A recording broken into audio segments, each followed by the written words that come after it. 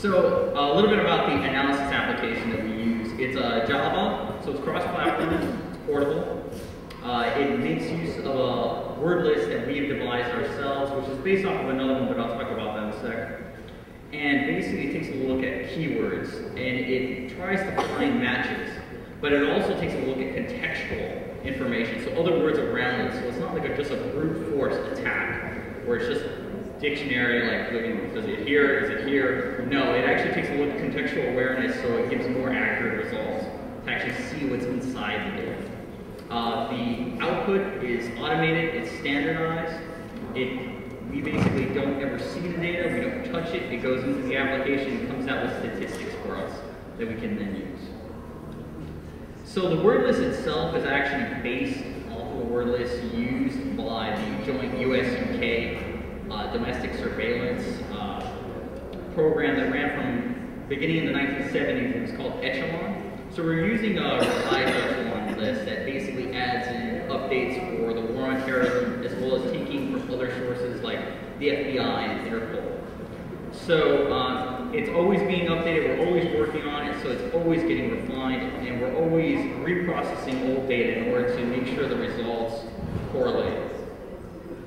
So the threat advisory system, as I mentioned very briefly, basically it's standardized. It looks exactly like the Homeland Security advisory system, so it's very easy to understand. It's something we're all familiar with at this point. So here's you can take a look at it right here. And so there's ours over there. And basically the main difference is basically looking at, it's focused on looking at terrorist activity over networks. So let's go ahead and take a look at some of the work we've been doing this fall, recently. So from September to early November, we've been conducting another set of collections. We did our first in the spring of 2007, and we've profiled an additional 20 or so networks. Some of the data isn't going to be here tonight, unfortunately. We weren't able to process it all in time, but I will show you preliminary results. So this is our list of networks. It's kind of long, so I'm not going to go through all the names, but let's go ahead and take a look at a geographical mapping of where these networks are. So this is the map of the networks right here. And let's go ahead and take a look at the ratings for those networks. So you can see they're color-coded. I hope you can see. So as we all know, yellow is going to be elevated, orange is going to be a high rating, green is low, blue is guarded. We don't have any severe or red areas or networks, so that's a good thing. We don't have anything quite at that level, which is very nice to see. So from here, we kind of start taking a look at this information and making regions and areas that we can actually take a look at trends and see what areas are in danger, what areas need to be taken a look at quite in depth.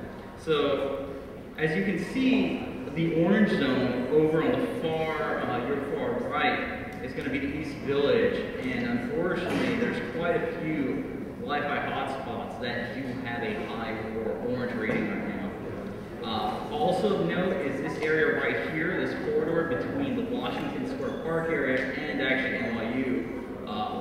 So we're taking a look at that because there's a small pocket of low-rated networks that are being surrounded by elevated and also high-rated networks.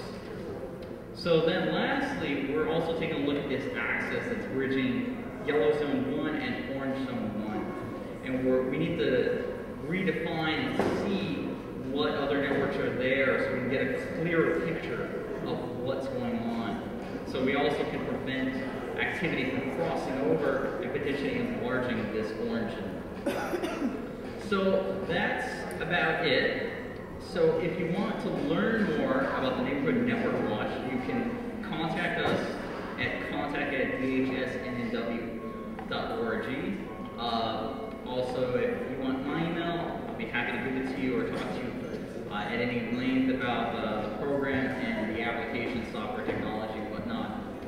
So I'd like to thank you all for being here tonight, and have a good evening.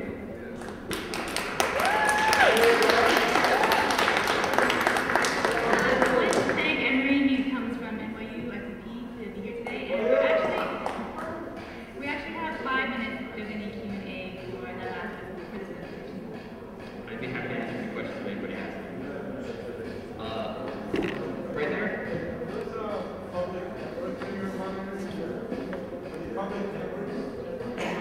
They're public networks or networks that are used by the public. Like, you may have noted that there's networks that actually have paid for services, but you can actually take a look at the traffic without actually paying for the services. And since there's a large amount of people that use those networks, we definitely need to take a look at them. So they definitely don't escape our radar, such as like Starbucks,